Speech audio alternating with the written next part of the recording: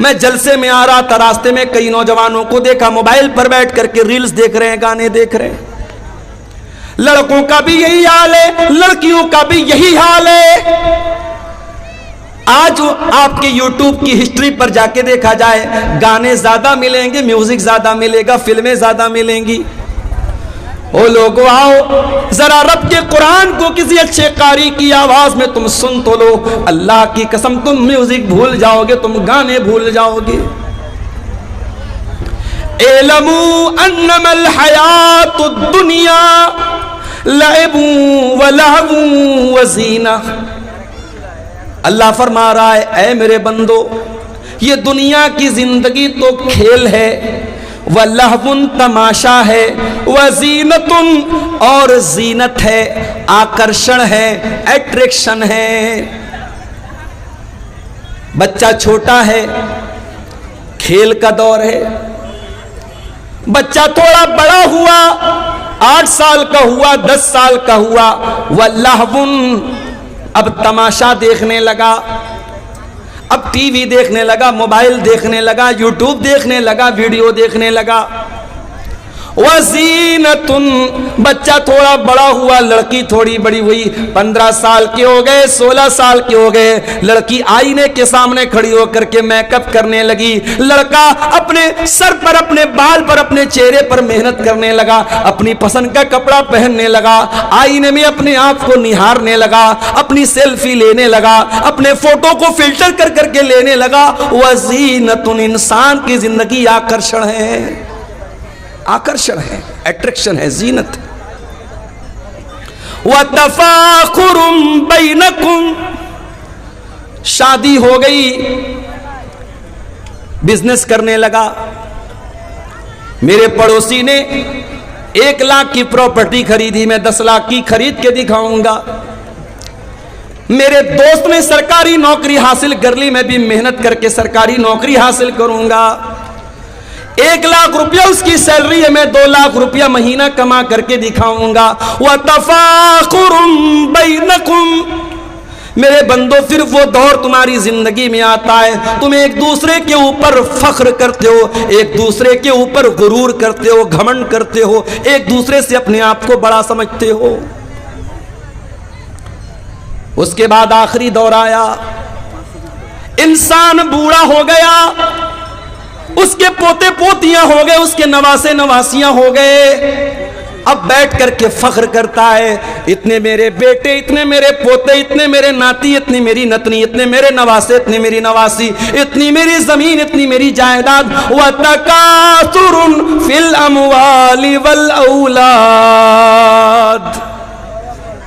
इंसान की जिंदगी का ये आखिरी दौर है, खूब पैसा हो जाए, खूब औलाद हो जाए। औलाद की तलब भी तो इंसान को होती है ना। कुछ लोग कहते हैं साहब मुझे अल्लाह ने लड़की दी है, मुझे लड़के की जरूरत नहीं है। हो सकता है कि आपको अल्लाह ने लड़की दी है, लड़का नहीं है, आप अपनी लड़कियों पर खुश हैं, ये हो सकता है। मगर ये कहना कि लड़के की जरूरत नहीं है, ये गलत है। लड़के की जरूरत तो नबियों को भी पड़ी है, नबियों ने अल्लाह से बेटा मांगा है। इब्राहिम अलैहिस्सलाम को देखो, बूढ़े हो गए, कोई बेटा उनका नहीं है, बाप ने घर से निकाल दिया है। अल्लाह की तौहीद की दावत दे रहे, सारी दुनिया उनकी दुश्मन बनी हुई है। इब्राहिम अलैहिस्सलाम अल्लाह से दुआ करते हैं, रब्बी हबली मिनस सालिहीन, परवरदिगार मुझे नेक बेटा अता फरमा। बेटा मांगा। हमारे नबी को भी अल्लाह ने बेटा दिया। यह अलग बात है जो बेटा पैदा हुआ, कासिम पैदा हुए, बचपन में इंतकाल कर गए। अब्दुल्ला पैदा हुए, बचपन में इंतकाल कर गए। तीसरा बच्चा पैदा हुआ हजरत मारिया के पेट से। अल्लाह के नबी ने बड़े शौक से अपने बच्चे का नाम इब्राहिम रखा। अपने बाप, अपने जद्दी अमजद हजरत इब्राहिम अलैहिस्सलाम के नाम पर अपने बच्चे का नाम रखा। अकीका भी किया, आपने नाम भी रखा अपने बच्चे का। अरब के दस्तूर के मुताबिक आपने बच्चे को दूध पीने के लिए दाई के हवाले कर दिया, देहात भेज दिया। यह अलग बात है, अल्लाह ने मेरे नबी की तकदीर में यह भी लिखा था कि ऐ मेरे नबी, आपका कोई बेटा जवान नहीं हो पाएगा, जवान नहीं होना है किसी बच्चे को। तीसरा बेटा पैदा हुआ इब्राहिम। जब यह बच्चा 1.5 साल का हुआ और देहात में एक आदमी के घर में रहता था, वहीं यह बच्चा दूध पीता था, वहीं रहता था। बच्चा बीमार हो गया। अल्लाह के नबी को बताया गया कि आपका बेटा बहुत बीमार है। आप सहाबे किराम को लेकर के पहुंचे, आपने बच्चे को गोद में लिया। आप अल्लाह के नबी हैं, आखिरी नबी हैं। आपसे मजबूत कलेजा किसका हो सकता है, आपसे मजबूत दिल किसका हो सकता है। मगर औलाद की मोहब्बत तो मेरे नबी के सीने में भी मौजूद थी। आपने देखा मेरा इकलौता बेटा आखिरी सांसें ले रहा है, दम तोड़ रहा है। अल्लाह के प्यारे नबी की आंखों से आंसू जारी हो जाते हैं, आपकी आंखों से आंसू गिरने लगते हैं। और सहाबे किराम अपने नबी को रोता हुआ देख करके कहते हैं, अल्लाह के नबी, ये हम क्या देख रहे हैं, आप रो रहे हैं, आपकी आंखों से आंसू बह रहे हैं। आप फरमाते, हाज़िही रहमतुन जालहल्लाहु फी कुलूबि इबादिही। ऐ मेरे सहाबा, ये आंसू मुहम्मदुर रसूलुल्लाह के आंसू नहीं है, ये इब्राहिम के अब्बा के आंसू हैं, ये इब्राहिम के बाप के आंसू हैं। ये एक बाप के आंसू हैं जो मोहब्बत में अपने बेटे की जुदाई में निकल रहे हैं। ये एक बाप के दिल से निकले हुए दर्द के आंसू हैं, रो रहे हैं अल्लाह के लिए। आज तो पीरों और फकीरों को लोगों ने यह दर्जा दे दिया है। पीर साहब को इतना पावर है कि एक आदमी तकरीर में बयान कर रहा है, वीडियो मौजूद है फेसबुक के ऊपर, आप जाके देख सकते हैं कि शेख अब्दुल कादिर जिलानी का मुरीद था। कब्र में पहुंचा मरने के बाद, मुनकर नकीर आए सवाल पूछने के लिए। जैसे ही सवाल पूछा, शेख अब्दुल कादिर जिलानी के मुरीद ने कहा, तुम्हें मालूम नहीं मैं किसका मुरीद हूं? कहा किसके मुरीद हूं?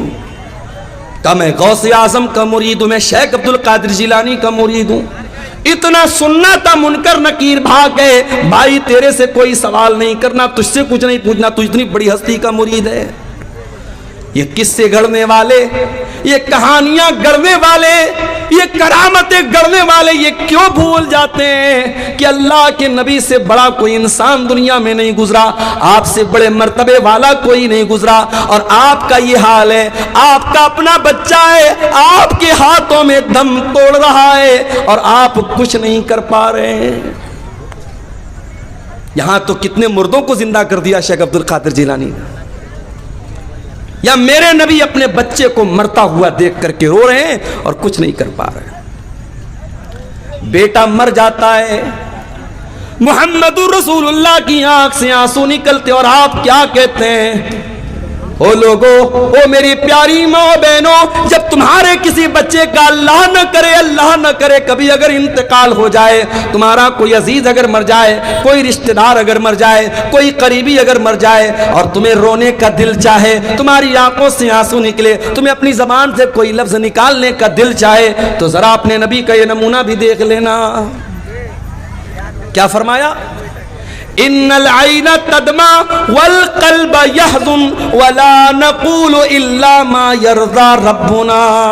ऐ मेरे बच्चे इब्राहिम, तेरे जाने से तेरे बाप का दिल गमगीन है, तेरे बाप की आंखों से आंसू बह रहे हैं, तेरा बाप रो रहा है ऐ इब्राहिम, लेकिन तेरा बाप अपनी जबान से कोई ऐसी बात नहीं निकालेगा जिससे अल्लाह नाराज हो जाए।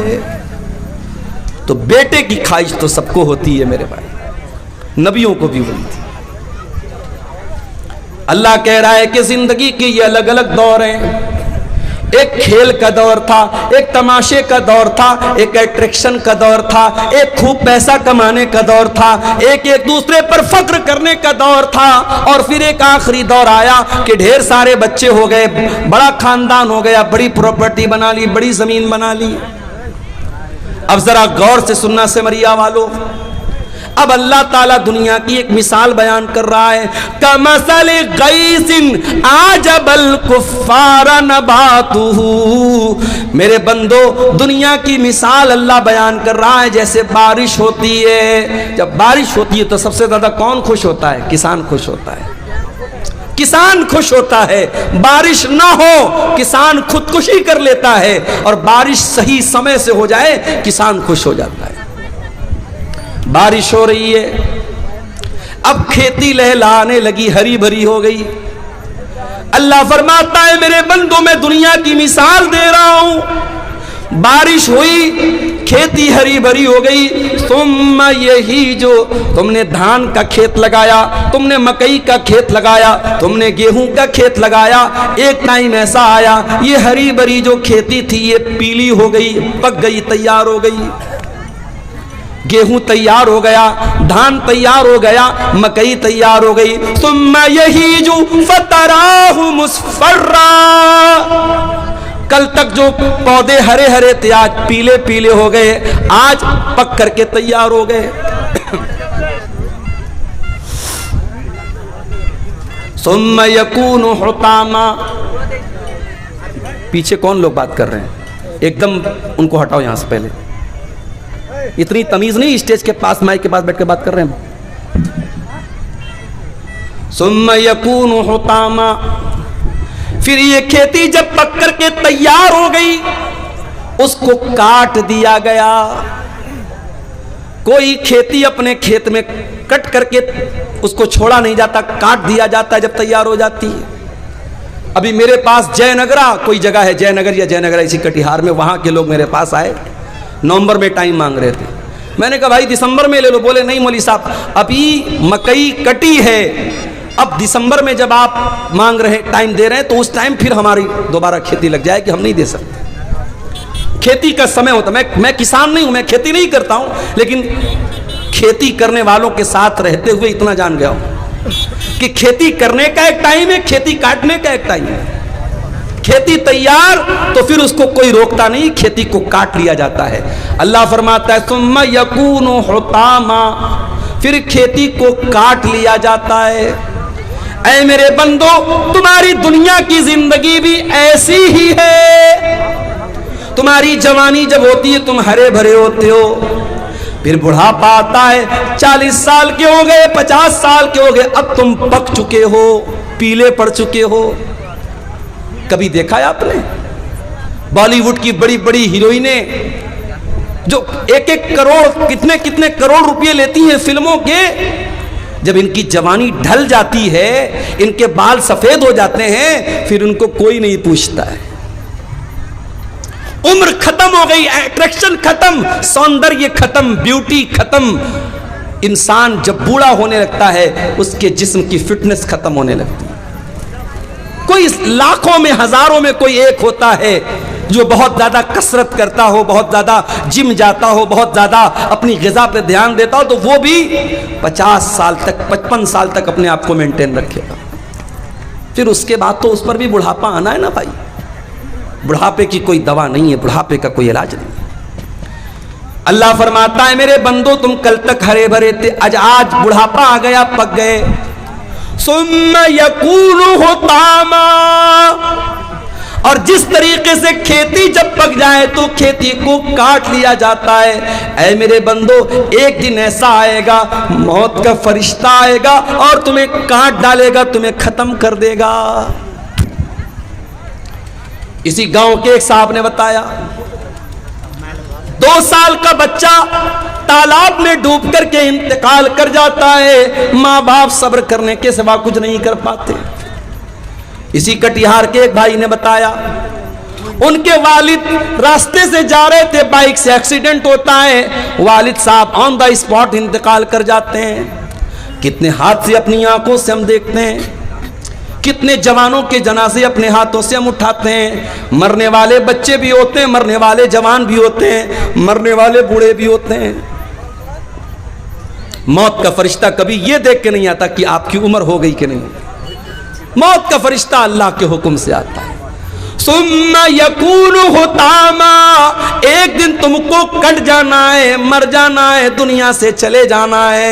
कब तक रहना है नहीं पता, 40 साल भी रह सकते हो, 50 साल भी रह सकते हो सकता है कि कल की सुबह का सूरज भी तुम न देख पाओ। मेरे बंदो, ये दुनिया की जिंदगी खत्म हो जाएगी। व फिल आखिरति अज़ाबुन शदीदुन व मग़फ़िरतुम मिनल्लाहि व रिज़वान। और जब अल्लाह ताला के पास जाओगे तो वहां दो रास्ता है, एक तरफ अल्लाह का अज़ाब है, एक तरफ जहन्नम की आग है, और दूसरी तरफ अल्लाह ताला की नेमत है, अल्लाह की जन्नत है, अल्लाह का की रजा है। अब तुम तय कर लो तुमको जन्नत में जाना है कि जहन्नम में जाना है। तुम तय कर लो, तुम डिसाइड कर लो, तुम फाइनल कर लो। वमल हयातुद दुनिया इल्ला मताउल गुरूर। और ये दुनिया की जिंदगी जिस पर तुम इतना फख्र करते हो, इतना नाज करते हो, जिस दुनिया की जिंदगी के लिए तुम कितना हराम काम करते हो, कितना नाजायज काम करते हो, ये दुनिया तो धोखे का सामान है। दुनिया तो धोखा है, धोखा। बड़े बड़े बादशाहों ने जब महल बनाया तो क्या ये सोच के बनाया कि मैं मर जाऊंगा? नहीं। फिरौन इतना बड़ा बादशाह, मूसा अलैहिस्सलाम बात करने के लिए आए तो फिरौन कह रहे चुप, तू बात मत कर। तो इससे मैं क्यों बात करूं? तू है कौन? मूसा अलैहिस्सलाम ने कहा मैं अल्लाह का रसूल हूं। कहा कह रहे जाओ, तुम रसूल बन गए? मैं जानता नहीं क्या तुमको? मेरे महल में तुम पले बड़े हो, मैं जानता हूं। तू तो ढंग से बात नहीं कर सकते हो, तुम क्या नबी बनोगे? फिरौन ने हजरत मूसा का मजाक उड़ाया, क्योंकि मूसा अलैहिस्सलाम बचपन में एक आग की चिंगारी से उनकी जबान कट गई थी, इसलिए उनकी जबान में लड़खड़ाहट थी। अल्लाह की कुदरत देखो, जिस पैगंबर की जबान में लड़खड़ाहट है उस पैगंबर को अल्लाह ताला आसमान पहाड़ पे बुलाता है, कूहे तूर पे बुलाता है, और उस पैगंबर से अल्लाह कलाम करता है, बातचीत करता है। और जब मूसा अलैहिस्सलाम से अल्लाह ताला ने कलाम किया तो मूसा अलैहिस्सलाम दुआ करते हैं, रब्बिश्रह ली सदरी व यस्सिर ली अमरी वहलुल उक़दतम मिन लिसानी यफ़क़हू क़ौली। परवरदिगार मेरे सीने को मेरे लिए खोल दे, मेरे मामले को मेरे लिए आसान बना दे, और अल्लाह मेरी जबान की लुकनत को दूर कर दे, मेरी जबान की गिरे को दूर कर दे, मेरी जबान की लड़खड़ाहट को दूर कर दे, यफ़क़हू क़ौली, ताकि लोग मेरी बात को समझ सकें। तो फिरौन ने मजाक उड़ाया, कहा अरे जाओ, तुम क्या बात करोगे? अल्लाह का मजाक उड़ाया, मूसा अलैहिस्सलाम का मजाक उड़ाया। कहा कि ऐ मूसा, मैं इतना बड़ा बादशाह हूं, हाज़िहिल अनहारु तजरी मिन तहती, ये बड़ी बड़ी नदियां, ये दरियाए नील, ये दरियाए कुलजुम, ये बड़ी बड़ी नदियां, ये बड़े बड़े दरिया मेरे महल के नीचे से जाते हैं। इन दरियाओं का मैं मालिक हूं, इन नदियों का मैं मालिक हूं। अल्लाह ने कहा अच्छा, तो तुझे अपनी ताकत पे बड़ा नाज है, अपनी बादशाहत पे बड़ा नाज है, अपनी नदियों पे बड़ा नाज है, आ मैं तुझे तेरा अंजाम चखाता हूं। मूसा अलैहिस्सलाम जाने लगे, पीछे फिरौन पीछा कर रहा है। मूसा अलैहिस्सलाम ईमान वाले लोगों को लेकर के जा रहे हैं, सामने दरिया आ जाता है। मूसा अलैहिस्सलाम के साथी कहते हैं इन्ना लमुदरकून, ऐ मूसा अब तो हम अरेस्ट हो जाएंगे, गिरफ्तार हो जाएंगे, पकड़ लिए जाएंगे। सामने पानी है और पीछे फिरौन का लश्कर है। अभी हालात आप देख रहे हैं मुल्क के, क्या हो रहा है, जुल्म की कितनी इंतहा हो रही है। जुल्म करने वाले कल तक जब अवाम से उनका ताल्लुक था तब तक हम इंसाफ की अदालतों में जाकर के इंसाफ के लिए हम दरवाजे खटखटा सकते थे, मगर जब जुल्म का कोड़ा इंसाफ करने वालों के हाथ में आ जाए, हुकूमत करने वालों के हाथ में आ जाए और जो जालिम है वही मुनसिफ बन जाए, तो फिर मजलूम फरियाद करे तो भी किससे करे, मजलूम जाए तो किसके पास जाए। दंगा करने वाला, फसाद करने वाला कौन, सारी दुनिया को मालूम है। किसके जुलूस में मां बहन की गालियां दी गई, वीडियो मौजूद है, जमाना शाहिद है। मगर आज हिंदुस्तान की तारीख लिखने वाला लिखेगा कि जुल्म की तारीख कैसे लिखी जा रही थी, किस तरीके से मजलूमों के घर गिराए जा रहे थे, किस तरीके से मजलूमों के बच्चों और औरतों पर जुल्म किया जा रहा था। याद रखो मेरे भाइयों, अल्लाह का कानून याद रखो, अल्लाह की सुन्नत याद रखो। अल्लाह अपनी धरती पर कभी जालिमों को बरकरार नहीं रखता, जालिमों की हुकूमत को बरकरार नहीं रखता। अल्लाह ने इस धरती पर मुशरिक और कुफ्र करने वालों की हुकूमतों को बरकरार रखा है, मगर जालिम को अल्लाह ने जड़ से उखाड़ के फेंक दिया। हर जालिम अपना अंजाम याद रखे। अरबी में कहावत है, लेकुल्ले फिरौन मूसा, हर फिरौन के लिए अल्लाह ताला ने किसी मूसा को तैयार करके रखा है। मूसा अलैहिस्सलाम जा रहे हैं, पीछे फिरौन है, सामने पानी है। कौम के लोग कहते हैं Musa we will be arrested, we will be captured, हम तो पकड़ लिए जाएंगे, गिरफ्तार हो जाएंगे। मूसा अलैहिस्सलाम कहते हैं, ऐ मेरी कौम के लोगों, डरने की जरूरत नहीं है, इन्न मइया रब्बी सयहदीन, मेरा रब मेरे साथ है, मेरा रब जरूर कोई ना कोई रास्ता निकालेगा। ये जो ईमान था मूसा अलैहिस्सलाम के दिल में, ऐ भारत के मुसलमानों, ऐ हिंदुस्तान के मुसलमानों, ये ईमान अपने दिल में पैदा करो। तुम अल्लाह अकबर की सदा देने वाले हो, तुम ला इलाहा इल्लल्लाह का कलमा पढ़ने वाले हो। तुम्हारा ईमान हुकूमतों पर नहीं है, तुम्हारा ईमान सियासी पार्टियों पर नहीं है।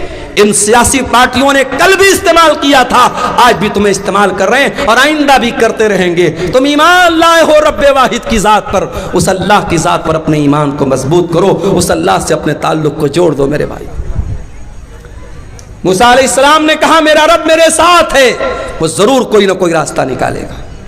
अभी इतना कहा था मूसा अलैहिस्सलाम ने कि कुरान कहता है, फ़अौहैना इला मूसा अनिज़रिब बिअसाकल बहरा, हमने मूसा को हुक्म दिया कि अपनी लाठी को पानी के ऊपर जाके मार दो। सामने नदी है, दरिया है, दरिया की गहराई कितनी हो सकती है आप अंदाजा नहीं लगा सकते। दरियाए कुलसुम बहुत बड़ी नदी है, वो नदी सामने थी। हजरत मूसा गए और लाठी को जा करके पानी पर मारा। जैसे ही लाठी को पानी पर मारा है, अभी मैं मुंबई गया था एक हफ्ता पहले, मुंबई में एक ब्रिज है, उसको अटल सेतु बोलते हैं। अटल सेतु 22 किलोमीटर का ब्रिज है, समंदर के अंदर बना है। अल्लाह, 1-2 किलोमीटर नहीं, 22 किलोमीटर। 22 किलोमीटर का ब्रिज कहां बना है? समंदर के अंदर बना है। इंसान को अल्लाह अगर इतना दिमाग दे सकता है कि इंसान समंदर में ब्रिज बना सकता है, वही 22 किलोमीटर लंबा, तो वो अल्लाह जिसने इंसान को इतना माइंड दिया है, इतना दिमाग दिया है, उस अल्लाह के लिए कौन सी बात नामुमकिन है मेरे भाई। मूसा अलैहिस्सलाम ने लाठी को मारा, न कोई इंजीनियर आया, न कोई नक्शा बना, न कोई पिलर खड़ा हुआ, बीच में रास्ता बन गया। पानी, एक तरफ का पानी इधर रुक गया, एक तरफ का पानी उधर रुक गया और बीच में रास्ता बन गया। अब मूसा अलैहिस्सलाम अपने साथियों को लेकर चल पड़े। जरा इमेजिन करो, तसव्वुर करो, दोनों तरफ पानी रुका हुआ है और मूसा अलैहिस्सलाम बीच में जा रहे हैं अपने साथियों के साथ। फिरौन ने देखा मूसा जा रहे हैं, उनके साथ ईमान वाले जा रहे हैं और पानी बीच में रुका हुआ है, बीच में रास्ता बना हुआ है। फिरौन ने अपने लश्कर से कहा चलो तुम भी इसी रास्ते पर चलो। फिरौन भी चल पड़ा, फिरौन का लश्कर भी चल पड़ा। मूसा अलैहिस्सलाम और ईमान वाले नदी को पार कर गए। जब उस पार चले गए, अल्लाह ने पानी को मिला दिया, पानी को मिला दिया अल्लाह ने। और जैसे ही पानी को मिला दिया, फिरौन डूब गया। फिरौन के तमाम लश्कर के लोग डूब गए। जब फिरौन डूबने लगा तो कहता है, आमनतु बिल्लज़ी आमनत बिही बनु इस्राईल, आय अल्लाह, मैं तेरे ऊपर ईमान लाता हूं, मैं तौबा कर रहा हूं, अल्लाह मैं उस अल्लाह के ऊपर ईमान लाता हूं जिस पर बनी इस्राइल ईमान रखते हैं। अल्लाह ने फरमाया आल आना वक़द असैता मिन क़ब्लु, ऐ फिरौन सारी जिंदगी तू गुनाह करता रहा, सारी जिंदगी ईमान वालों को सताता रहा, सारी जिंदगी मूसा अलैहिस्सलाम को सताता रहा, आज जब मौत को सामने देखा तो ईमान ला रहा है। ऐ फिरौन आज तेरा ईमान एक्सेप्ट नहीं किया जाएगा। पता ये चला कि मौत सामने देखने के बाद तौबा एक्सेप्ट नहीं होगी, इसलिए मौत के आने के पहले तौबा करो। जितना दान करना है, जितना नेकी का काम करना है, मौत देखने के पहले कर लो, मौत देखने के बाद तौबा करोगे, तौबा कबूल नहीं। कभी किसी मरने वाले को देखा है? मरने वाले की आंखें उठ जाती हैं, वो जब मौत के फरिश्ते को देखता है ना, वो कांप जाता है, उसकी आंखें पथरा जाती है। मौत जब सामने आ जाए, हम जब किसी को मरते हुए देखते ना तो उसकी बोली बंद हो जाती है, उसकी बातचीत बंद हो जाती है, यानी अब उसने मौत को देख लिया, अब तौबा करेगा तो तौबा का कोई मतलब नहीं। तो मौत को देखने के पहले तौबा करो। फिरौन भी मौत को देख करके तौबा कर, अल्लाह ने कहा तेरी तौबा कबूल नहीं होगी। इतने बड़े बड़े महल फिरौन ने बनाए थे, कितने बड़े बड़े बागात थे, कितने बड़े बड़े महल थे, नदियां थी, नहरें थी, तालाब थे, स्विमिंग पूल थे। अल्लाह फरमाता है कम तरकू मिन जन्नातिन व उयून व ज़ुरूइन व मकामिन करीम व नामतिन कानू फीहा फाकिहीन कज़ालिका व औरतनाहा कौमन आखरीन। फिरौन के पास कितने बड़े बड़े बागात थे, महल थे, कितने ऐशो आराम से रहा करता था। आज उसके महल में कोई और रह रहा है, उसके बाग का फल कोई और खा रहा है, उसकी नहर का पानी कोई और पी रहा है। फमा बकत अलैहिमुस समाउ वल अर्दु वमा कानू मुनज़रीन। आज फिरौन मर गया, न आसमान रो रहा है, न जमीन रो रही है, कोई रोने वाला भी नहीं, कोई आंसू बहाने वाला भी नहीं है। ऐसी मौत हुई, कोई आंसू बहाने वाला भी नहीं। तो ऐसी मौत मत मरो मेरे भाई, मरना तो सबको है। ये जमीन, ये जायदाद, ये प्रॉपर्टी सब यहीं रह जाएगी। इस दुनिया की कोई हकीकत नहीं है। वमल हयातुद दुनिया इल्ला मताउल गुरूर। ये दुनिया धोखे का सामान है, बहुत धोखेबाज है दुनिया।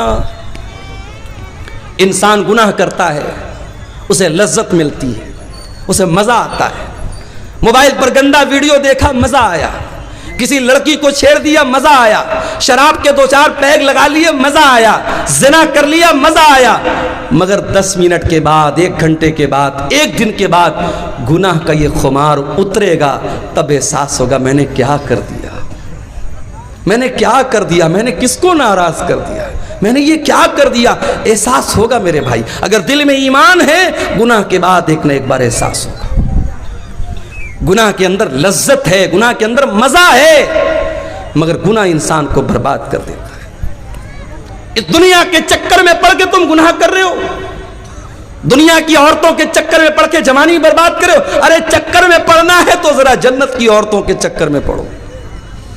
अगर तैयारी करना है तो जन्नत की नेमतों के लिए करो।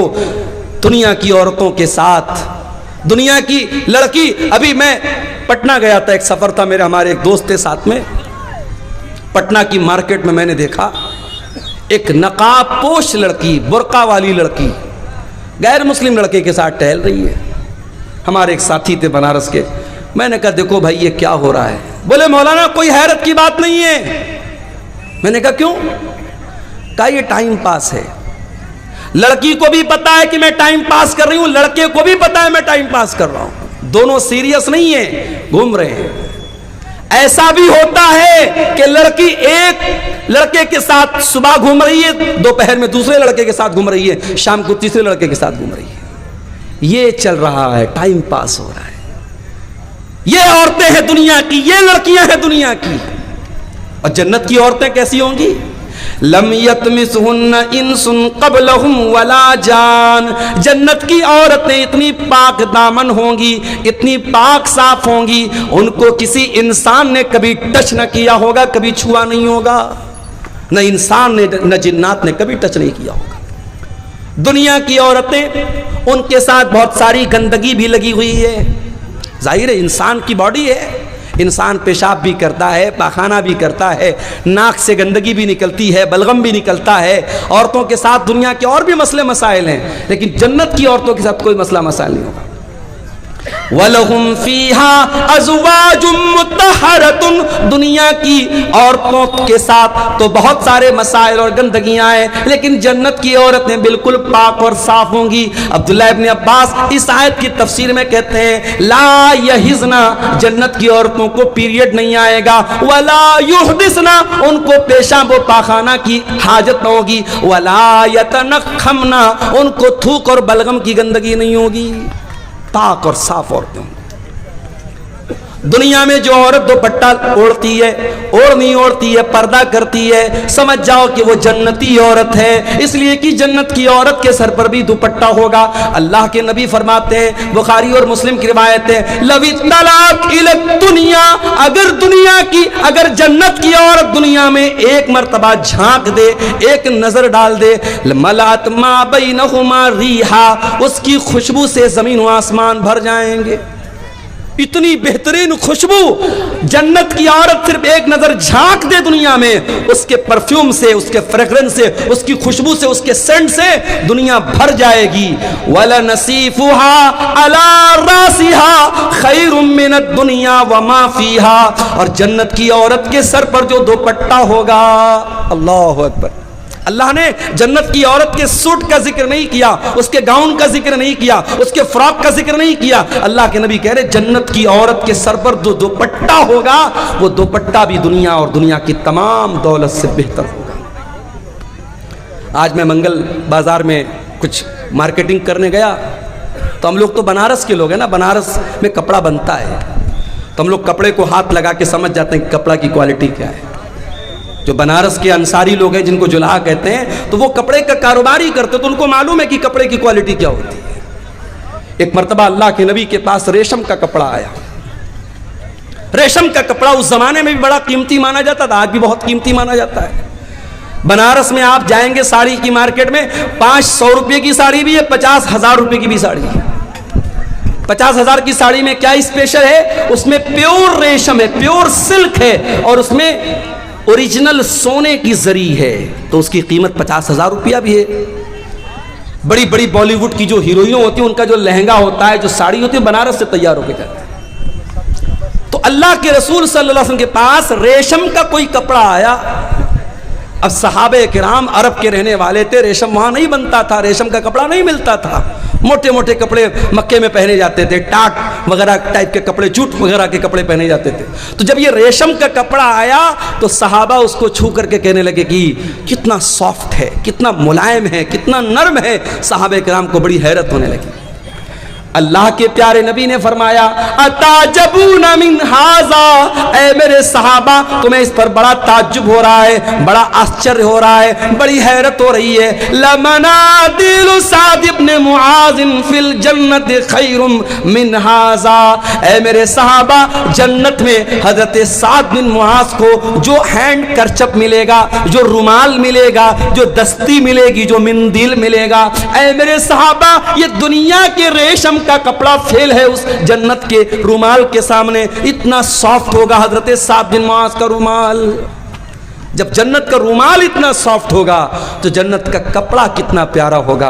अल्लाह ने जब जन्नत के कपड़े का जिक्र किया, तो फरमाया, सियाबन खुज़रम मिन सुंदुसिन व इस्तबरक, जन्नतियों के बदन पर रेशम का कपड़ा होगा, और रेशम भी दो टाइप का होगा, एक रेशम सुंदुस होगा और एक रेशम इस्तबरक होगा। सुंदुस बोलते हैं जो बारीक रेशम होता है, और इस्तबरक जो थोड़ा थोड़ा मोटा रेशम होता है। मेरी एक बच्ची का नाम सुंदुस, एक बच्ची का नाम इस्तबरक है। ये कुरान की इन्हीं आयतों की रोशनी में मैंने रखा है। सुंदुस के माने भी रेशम होता है, इस्तबरक के माने भी रेशम होता है। तो जन्नतियों का कपड़ा इतना आलीशान होगा। तुम दुनिया के कपड़े पर मर रही हो मेरी बहनों, तुम अपनी अलमारी पे कपड़े निहार रही हो, अपने वार्डरोब में कपड़े निहार रही हो और अपने मेकअप आइटम को देख रही हो, अपनी ज्वेलरी बॉक्स को देख रही हो। आओ जरा जन्नत की ज्वेलरी तैयार करो, जरा जन्नत के कपड़े तैयार करो, जरा जन्नत के लिए अपने आप को तैयार करो। दुनिया की जिंदगी की क्या हकीकत है मेरे भाई। आगाह अपनी मौत से कोई बशर नहीं, आगाह अपनी मौत से कोई बशर नहीं, सामान 100 बरस का है पल की खबर नहीं। कितनी औरतों को मैंने देखा, बड़े कपड़े इकट्ठा करती थी, बड़ी ज्वेलरी इकट्ठा करती थी, मर गई। आज उनके कपड़े उनकी बेटियां लेके जा रही हैं, उनकी बहुएं लेके जा रही हैं, उनकी पड़ोस की औरतें लेके जा रही, उनके रिश्तेदार की औरतें लेके जा रही हैं। आप नहीं जानते कपड़ा आपका है कल कौन पहनेगा, मकान आपका है कल कौन रहेगा, नेमतें आपकी हैं, दौलत आपकी है, कल कौन फायदा उठाएगा।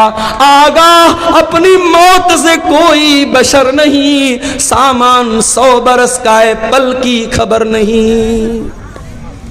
एक बहुत बड़े बादशाह गुजरे, उनका नाम था हारून रशीद। हारून रशीद एक मुसलमान बादशाह थे, खलीफा थे। उनके दौर में एक बहुत अल्लाह के नेक बंदे थे, उनका नाम था इब्ने सम्माक। हारून रशीद एक मर्तबा इब्ने सम्माक से मिलने के लिए गए। ऐ इब्ने सम्माक, आप बहुत बड़े आलिम दीन हैं, मैं आपके पास आया हूं, आपसे मसला मसाइल नहीं पूछना है, मैं आपसे बस ये पूछना चाहता हूं कि कुछ नसीहत कर दीजिए, कोई पैगाम मुझे दे दीजिए, कोई मैसेज दे दीजिए, कोई संदेश दे दीजिए, कोई नसीहत दे दीजिए। इब्ने सम्माक ने कहा, अमीरुल मोमिनीन, सपोज कर लीजिए, तसव्वुर कर लीजिए कि आप एक सहरा में जा रहे हैं, एक रेगिस्तान में जा रहे हैं, खाना खत्म हो गया, पानी खत्म हो गया, आपको बड़ी जोर की प्यास लग गई और दूर दूर तक पानी नहीं मिल रहा है। आप जैसे जैसे आगे बढ़ रहे हैं, आपका गला सूख करके कांटा हो रहा है और प्यास से आपका बुरा हाल हो रहा है। इतने में एक आदमी आता है और उसके पास एक प्याला पानी है।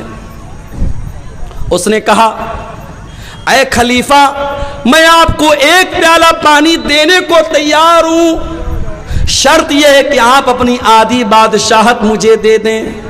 तो ऐ बादशाह सलामत, ऐ अमीरुल मोमिनीन, क्या आप अपनी बादशाहत को बचाएंगे या उसको बादशाहत दे करके पानी ले लेंगे?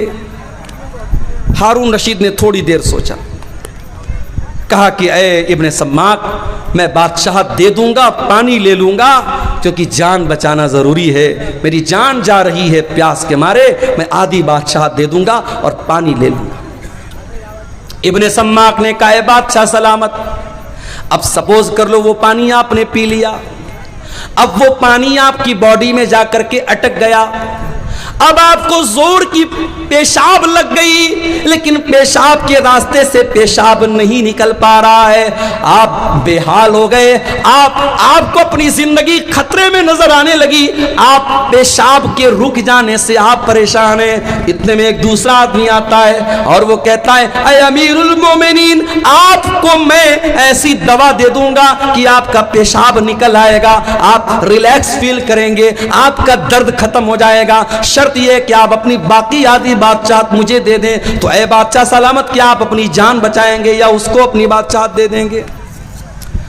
हारून रशीद ने कहा कि मैं अपनी आधी बादशाहत दे दूंगा और उससे वो दवा ले लूंगा ताकि मेरा पेशाब हो जाए, मेरी तकलीफ दूर हो जाए, मेरी जान बच जाए।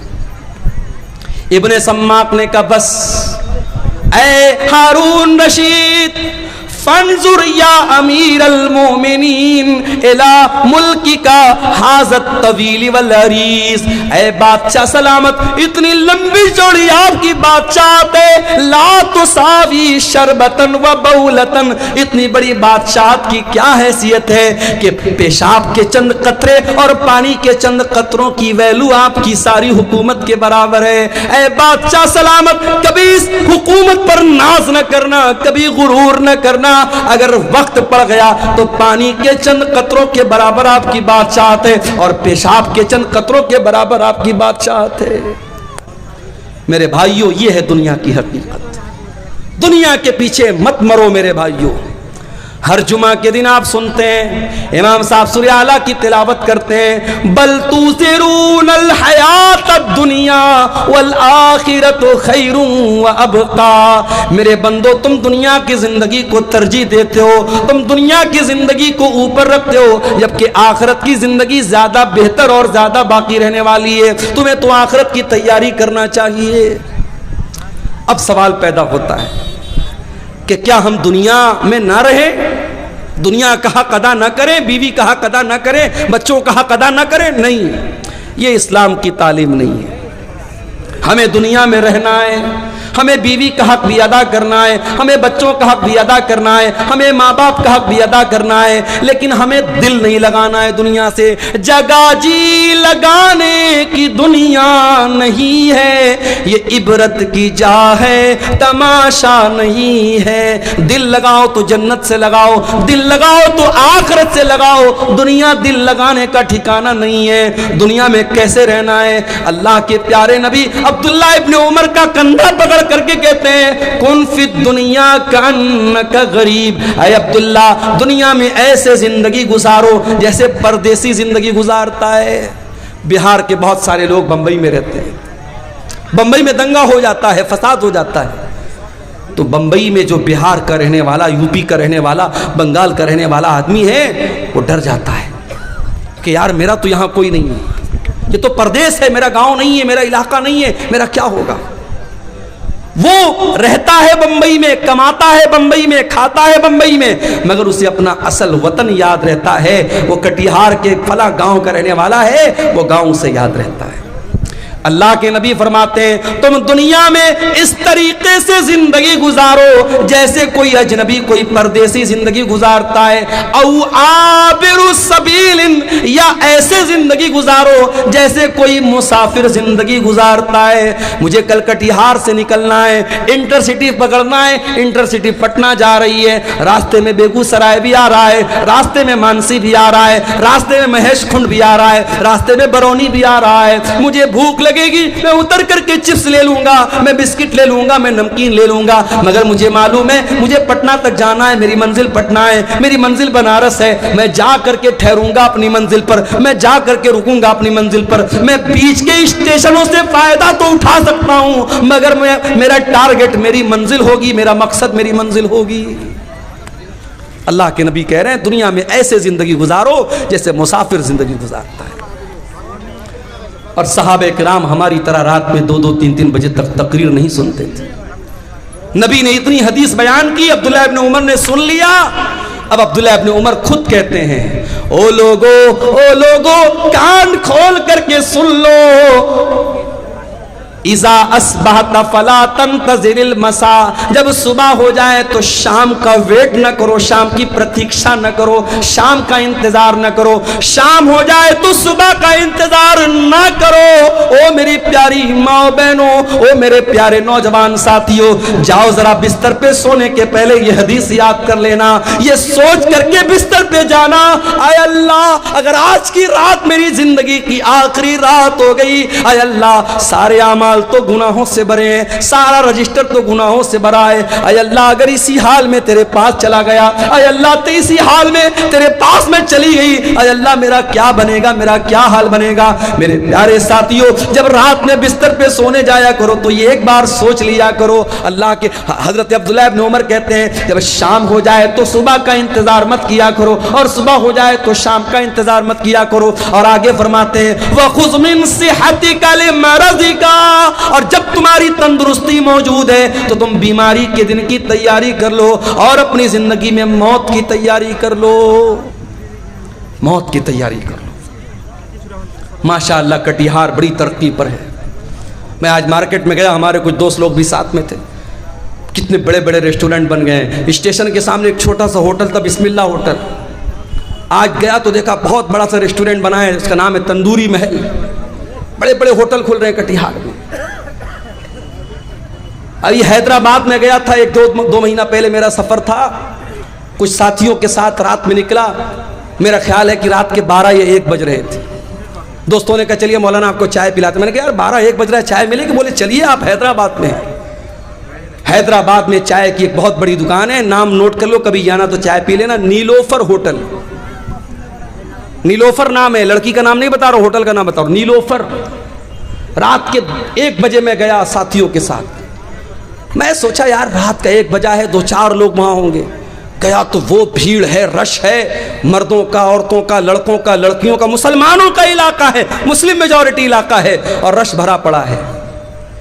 तो अब हैदराबाद शहर है भाई, खाने पीने का शहर है। अब कटिहार में भी वो चीजें आ रही, पूर्णिया में वो चीजें आ रही, तरक्की पर है जमाना। जमाना तरक्की पर तो है मेरे प्यारे साथियों, लेकिन ये बात याद रखो, तरक्की का मतलब ये नहीं है कि आप अपने अल्लाह को भूल जाएं। 4 पैसे आ गए, स्टैंडर्ड बन गए, घर में स्टैंडर्ड बना गया, इसका मतलब ये नहीं कि आपके घर की औरतें पर्दा करना बंद कर दें। स्टैंडर्ड बन गए तो कुरान पढ़ना बंद कर दो, ऐसा नहीं है मेरे भाई। कब्र के अंदर यही कुरान आपके काम आएगा। मैं नहीं मना करता तुम अपने बच्चों को मेडिकल की तालीम दो, मैं मना नहीं करता। अपनी बच्चियों को तुम आला तालीम दो, मैं मना नहीं करता। मगर वल्लाह मेरा कलेजा दुखता है जब कटिहार के बड़े बड़े कॉलेजों में मुसलमान लड़की चेहरा खोल करके बेपर्दगी के साथ अपने बॉयफ्रेंड के साथ, अपने बैचमेट के साथ, अपने क्लासमेट के साथ घूम रही है, पार्कों में घूम रही। तो तकलीफ होती है कि ये कौम तालीम हासिल कर रही है, इस कौम की लड़कियां तालीम हासिल कर रही हैं या बेहयाई कर रही हैं, बेपर्दगी कर रही हैं। हालात ये हैं, लड़की 8-9 साल की होती है, लड़का 10-12 साल का होता है। अभी लड़का बहुत छोटा है, लड़की बहुत छोटी है। अभी दुनिया की बहुत सारी बातें उनको मालूम भी नहीं है, मगर यूट्यूब ने उनको सिखा दिया है, फेसबुक ने उनको सिखा दिया है, इंस्टाग्राम ने उनको सिखा दिया है। 9-9 साल की लड़कियों के भी बॉयफ्रेंड मौजूद हैं, 10-12 साल के लड़कों की गर्लफ्रेंड मौजूद हैं। मैं इसी समाज की और इसी मुआशरे की हकीकत आपको बता रहा हूं मेरे भाई। वल्लाह मेरे प्यारे नौजवान साथियों, मेरी बहनों, दुनिया की ये तालीम आप हासिल कीजिए, मगर अकबर इलाहाबादी का वो शेर मैं आपको सुनाता हूं। तुम शौक से कॉलेज में पढ़ो, चरख पे झूलो, जायज है गुब्बारों में उड़ो, चरख पे झूलो, बस एक सुखन बंद है आजिज का रहे याद, अल्लाह को और अपनी हकीकत को न भूलो।